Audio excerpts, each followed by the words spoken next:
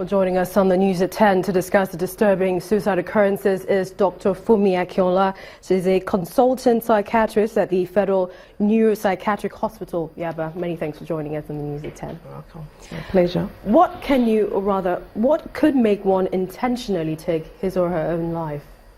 We'll say that there are many reasons. And number one on the list would be mental illnesses. For example, depression, anxiety disorders, personality disorders, schizophrenia. It could be trauma, like war, assault, sexual, physical assault. We could have chronic illnesses, physical illnesses, terminal illnesses that, this could have emotional impact on the individual. And of course, drug and substance abuse too. Like I said, personality disorders. So these are some of the things, and maybe problems with relationships. Of course, heartbreak. Financial. Sorry? When you say relationships, heartbreak, one of them? Yes, heartbreak. Relationships, problem with relationships, and financial problems, unemployment, economic issues. So these are some of the things that can cause people to, the situation might become very overwhelming, and they'll just think the easiest way is to take their own lives. It is said a problem half shared is half solved, and there's also the question of listening. Is it possible that there could be a balance to help the situation? How much can governments do? How much can society do?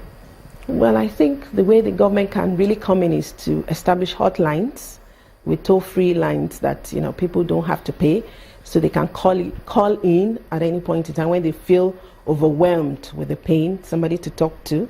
And like you said, once it's discussed, already 5.5%, 50% solved. So, and they will find out that it's not so overwhelming after all, and they're not the only ones going through that kind of issues. I must ask you, Nigeria is ranked 6th happiest in Africa. Are we really happy? Well, for one, I don't know the indices that we're used to rate to make that percentage, the rating. But I want to believe that Nigerians as a people, over time, we are sort of resilient. We have a lot of coping mechanisms. We've been able to go through so many instances of adverse situations that if we were other countries, the whole country will have broken down. But somehow we'll be able to put together, find coping mechanisms. But it appears as if nowadays, for some, the situation, the stressors are really becoming overwhelming, that some can't really cope anymore, and they'll rather take the way out to, commit suicide. All right, many thanks, Dr. Funmi Akinola. She's a consultant psychiatrist at the Federal Neuropsychiatric Hospital, Yaba. Many thanks for coming on the news. Thank you very much.